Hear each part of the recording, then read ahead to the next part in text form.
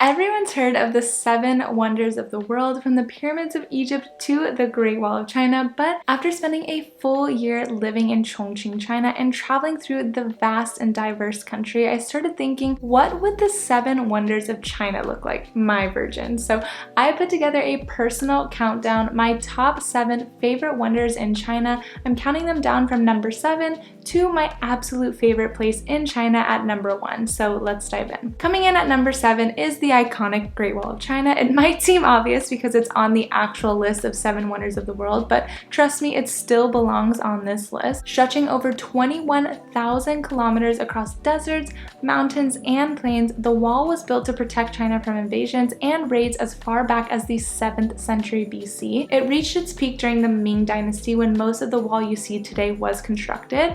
What's wild is how many different types of landscapes it crosses. It's not just a wall on a hill, it's stairs, watchtowers, cliffs. With that said, the touristy parts like Badaling can be overcrowded and commercialized. If you want a deeper, more adventurous experience, check out Jinshanling or Jiangku. Jinshanling offers a good mix of restored and wild sections, and Jiangku is completely unrestored, so it's great for experienced hikers. There's no denying it, the wall is monumental, but on this list it ranks number 7 because in a country full of hidden gems, some places felt even more magical. At number 6, we have the Leshan giant Buddha standing at 71 meters tall. This is the largest stone Buddha in the world, and it's over 1,200 years old. The statue was carved directly into the cliff face where the Min, Dadu, and Qinyi rivers meet in Sichuan province. Construction began in 713 AD during the Tang dynasty. A monk named Hai Tong initiated the project, believing that the Buddha's presence would calm the river's dangerous currents. It took 90 years to finish, and it's held up remarkably well, partly thanks to a hidden drainage system built into the body. Seeing it up close is awe-inspiring, but it's also surrounded by rich culture. I highly recommend both exploring the temples on the surrounding cliffs and taking a boat ride for panoramic views so you can kind of experience it from all different angles. Number 5 is Fanjingshan, an actual stairway to heaven. It's a mystical mountain range in Guizhou province that's still flying under the radar. I'm honestly so surprised that this place isn't all over social media. What makes it stand out isn't just its scenery, it's the spiritual aura. Fanjingshan is considered the Bodhimina or spiritual dwelling place of the Maitreya Buddha. The highlight here is the Red Cloud's Golden Summit, a narrow rock outcrop with twin peaks connected by a narrow stone bridge. The climb is intense and it's actually kind of scary, over 8,000 steps. The view from the top, especially with the mist rolling in, it feels otherworldly. I was so sad the day that we hiked it because it was rainy, it was cloudy, we didn't really get good views from the top, but it was cool to just be surrounded by the mist. So hopefully you do have better luck than us so you can actually get mist and have a little bit of view. Fanjingshan is also a UNESCO World Biosphere Reserve. You'll find rare species like the Guizhou golden monkey and ancient fir trees. The biodiversity is just as rich as its spiritual history. Number 4 is a mind-bender, Wulong Karst Geological Park located in Chongqing. This area is a UNESCO World Heritage Site and looks like it belongs in a fantasy film, and it kind of was. It was a filming location for Transformers 4, but trust me, it's even better in person. Wulong is famous for its 3 natural bridges, gigantic limestone arches rising from a deep gorge. Each bridge, Tianlong, Qinglong, and Hailong, soars over 200 meters tall, forming a massive stone cathedral carved by nature. There's also the Furong Cave, one of the most beautiful caves in all of Asia, filled with colorful stalactites and underground rivers. The park is split into multiple scenic areas, so if you do have the time,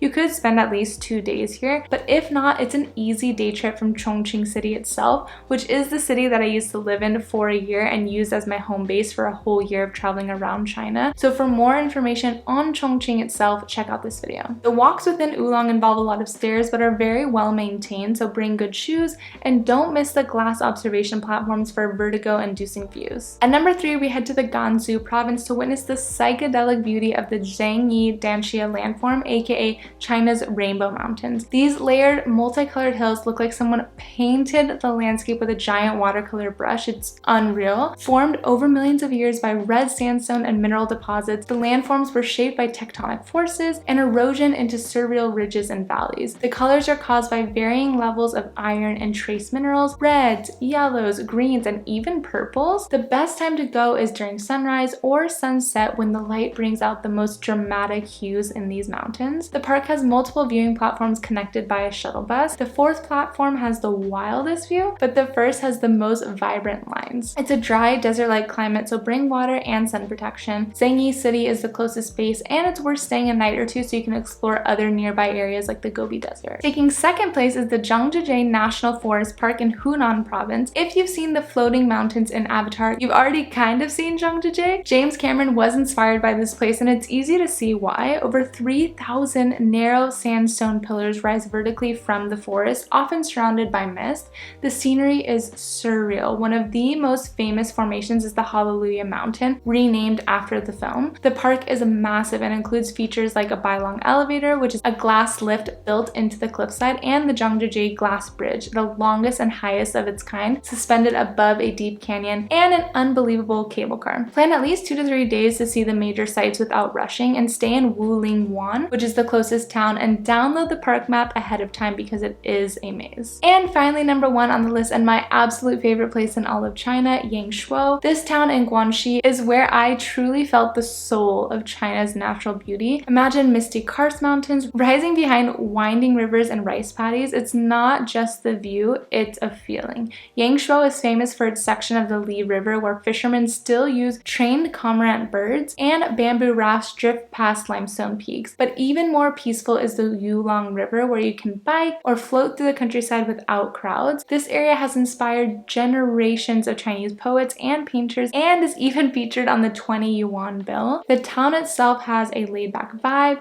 There's great food, cafes, live music. I honestly cannot recommend this place enough. Before we wrap up, I've got to shout out and honorable mention the Longsheng rice terraces, also known as the Dragon's Backbone. These terraces spiral up the hillside like scales on a mythical creature, built over 650 years ago by the Zhuang and Yao minority groups. These terraces show the genius of adapting to mountainous terrain. Depending on the season, the landscape shifts from a reflective silver in spring to emerald green in the summer and golden in the fall. Stay in a village like Ping'an or Dazhai, hike between them, and soak in the views. It's not as famous as some of the other rice terraces in Asia like the Tagalolang in Bali, but its peaceful beauty is unforgettable. So there you have it, my personal 7 wonders of China, plus a bonus.